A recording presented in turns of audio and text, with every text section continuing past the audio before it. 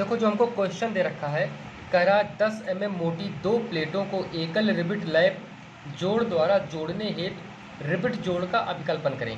यानी रिबिट जॉइंट का अब हमें क्या करना है, अभिकल्पन मतलब होता है डिजाइन, ठीक, इसका अभिकल्पन करना है। परमिसिबल स्ट्रेस आपको दे रखा है, आप देख चुके हैं। तो अब आपको क्या करना है, अभिकल्पन का जो जोड़ है उसको हम डिजाइन कैसे करेंगे। देखो बेटा, सबसे पहले गिवन डेटा लिखेंगे। गिवन डेटा में आपको दे रखा है thickness of plate. Thickness of plate आपको कितना दिया है, 10 mm। और एक चीज़ और कह रहा है, एकल रिबिट लैप जोड़, यानी हम क्या करेंगे, एक प्लेट बनाएंगे यहाँ पर और इस प्लेट को ओवर लैप करेंगे, यानी ओवर लैपिंग होगी। तो ओवर लैपिंग में जो दिया है वो सिंगल रिबिट है। कौन सा रिबिट है, सिंगल रिबिट, यानी एक ही रिबिट दे रखा है और ये आपका मेन प्लेट है। ये आपका क्या है, रिबिट है। ये आपका क्या है, रिबिट है। अब देखो यहाँ पर कुछ भी नहीं बताया गया है, हाँ, बस आपको स्ट्रेस दे रखा है। क्या, सिग्मा एटी कितना है 150, कॉमा टाउ बी एफ आपको कितना दे रखा है, जो टाउ बी एफ की वैल्यू है मेरे ख्याल से वो आपकी 90 है। कितना है, 90 न्यूटन पर mm स्क्वायर। और जो सिग्मा बी आपको दे रखा है वो कितना है, 270 न्यूटन पर mm स्क्वायर। जब आपको ऐसी कंडीशन में डिजाइन करना हो, कोई वैल्यू ना पता हो, तब हम क्या करते हैं, सबसे पहला फॉर्मूला क्या लिखोगे, अनविन फार्मूला। आपको पता होगा अनविन फार्मूला। अनविन फार्मूला क्या होता है आपका, d बराबर 6.05 अंडर रूट टी, ये होता है फार्मूला। अगर जो ये फार्मूला आपको पता है तो यहाँ से d की वैल्यू आप कैलकुलेट कर लोगे। d की वैल्यू आपको मिल जाएगी कुछ यहाँ पे इस तरीके से। अगर जो d की वैल्यू आप निकाल लोगे यहाँ से तो बाकी वैल्यू अपने आप निकल जाएंगी। देखो कैसे निकल जाएंगी, ये हम अभी देख ले रहे हैं।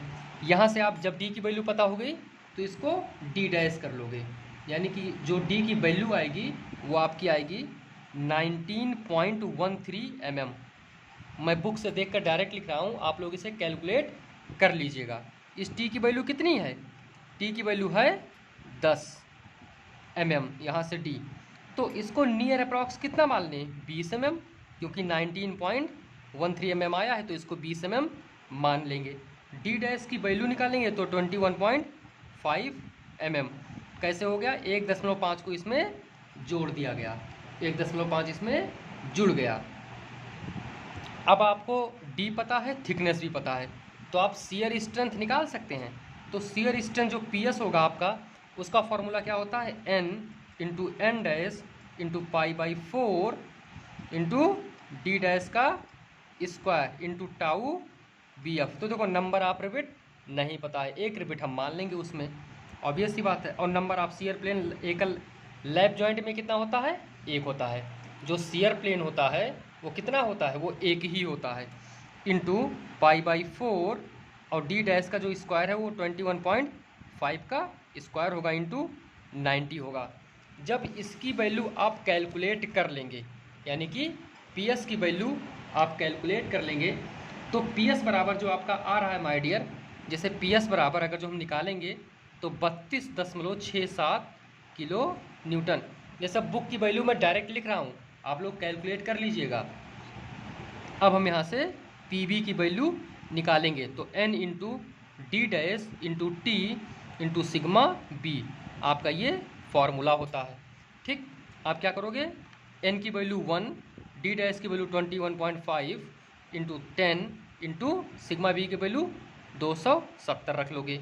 तो यहाँ से PB की जो आपकी वैल्यू आएगी वो आएगा 58.05 58.05 किलो न्यूटन, ये आपका PB हो जाएगा।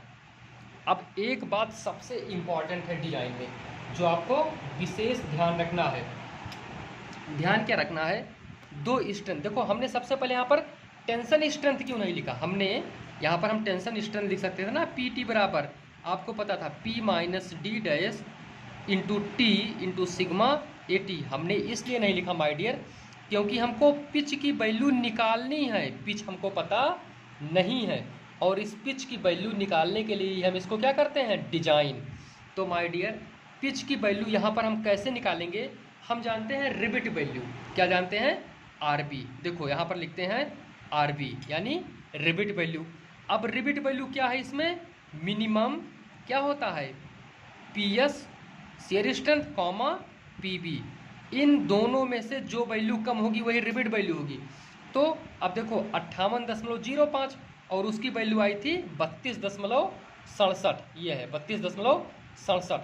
इन दोनों में से कौन सी वैल्यू कम है, 32.67 कम है, यानी कि जो आरबी की वैल्यू हो गई वो हो जाएगी 32.67 किलो न्यूटन। ये आपकी आरबी हो गया। माय डियर, आपको ध्यान रखना है कि जो रिबिट वैल्यू होगा यानी आरबी होगा, इसको हम टेंशन स्ट्रेंथ के बराबर कर देंगे, पीटी बराबर आरबी, यही हम मान लेंगे।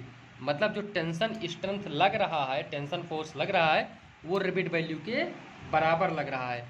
तो अब हम क्या करेंगे, हम लिखेंगे यहाँ पर पीटी की वैल्यू कितनी हो गई, 32.67, क्योंकि इसके इक्वल कर दिया। तो यहाँ पर मैं लिख दे रहा हूँ 32.67, ये आरबी की वैल्यू है, पीटी के इक्वल, बराबर पी की वैल्यू नहीं पता, माइनस डी डैश की वैल्यू 21.5 हो गया, ओके। और इंटू टी की वैल्यू कितनी हो जाएगी, यहाँ लिख दे रहा हूँ 10 इंटू सिग्मा ए टी की वैल्यू 150। ठीक, अब तुम्हें एक चीज़ का ध्यान रखना है कि 32.67 किलो न्यूटन में है और 150 न्यूटन में है, तो इसे किस में बनाएंगे, न्यूटन में कर लेंगे। तो किलो न्यूटन को न्यूटन में बनाने के लिए 32.67 गुणे 10 के पावर 3 करते हैं और बराबर P माइनस 21.5 गुणे 10 गुणे 150। ये पॉइंट आपको क्लियर हो गया होगा। देखो 10 गुणे 150 जब इधर लाएंगे तो इसके बटे में हो जाएगा, तो क्या हो जाएगा आपका P माइनस 21.5 बराबर 32.67 गुणे 10 के पावर 3 और बटे में क्या, ये गुणे में है तो इधर बटा में हो जाएगा, तो 10 गुणे 150। ठीक, ये आपका 1500 हो जाएगा। जब हम इसको भाग देंगे, डिवाइड करेंगे, जब इसको हम यहाँ से डिवाइड करेंगे, यहाँ नेक्स्ट पेज में अब हम लिख रहे हैं, जैसे हम कैलकुलेटर में देखो यहाँ पर लिख रहे हैं ब्रैकेट लगा करके 32.67 गुणे 10 के पावर 3 बटे 1500, 150 को 10 से गुणा करेंगे, यही आ गया, तो आएगा 21.78, यानी कि जो वैल्यू हमारी निकल के आएगी वो कितना आएगी, 21.78 आएगा। यानी कि डियर यहाँ पे हम क्या लिखेंगे, देखो क्या लिखा हुआ है, P माइनस, यहाँ पर हम लिखेंगे P माइनस 21.5, इसके बराबर में हमारा कितना वैल्यू आया है, 21.78। अब देखो 21.5 के इक्वल इधर लेकर आओगे तो क्या हो जाएगा, प्लस, क्योंकि यहाँ माइनस में है, तो P बराबर 21.5 और प्लस 21.78, दोनों को जब हम जोड़ लेंगे तो कितना हमारा आ जाएगा, 21.5 और प्लस 21, ये आएगा 43.28 mm। ये आपका पिच निकल के आ गया, यही आपका क्या हुआ, आंसर। लेकिन अभी कोड ने रिकमेंड किया है, कोड ने क्या रिकमेंड किया है कि मिनिमम पिच, मिनिमम पिच यानी न्यूनतम पिच, न्यूनतम पिच आपका कितना है, न्यूनतम जो पिच है वो आपका 2.5 डी है, डी, तो इसमें ये न्यूनतम पिच होगा, यानी कि न्यूनतम पिच की वैल्यू 2.5 और गुणे डी की वैल्यू कितनी है 20, 21.5 मत रखना, वो डी डैश की वैल्यू है, तो 20 दूना 40 और 10 50, यानी कि मिनिमम पिच आपका कितना हुआ 50 mm, और जो आपका निकल के आया वो 43.28 है, यानी 50 से ये कम है, तो आंसर क्या होगा, ये होगा, क्योंकि इससे कम पिच हम प्रोवाइड नहीं कर सकते। अगर जो ये वैल्यू ज़्यादा होता तो हम ये आंसर मान लेते, ये आंसर जब ये वैल्यू 50 से ज़्यादा होता, लेकिन 50 ही ज़्यादा है तो इससे कम पिच तो दे नहीं सकते, तो ये आपका एग्जैक्ट आंसर हो गया। इतना ही डिजाइन हमें करना था।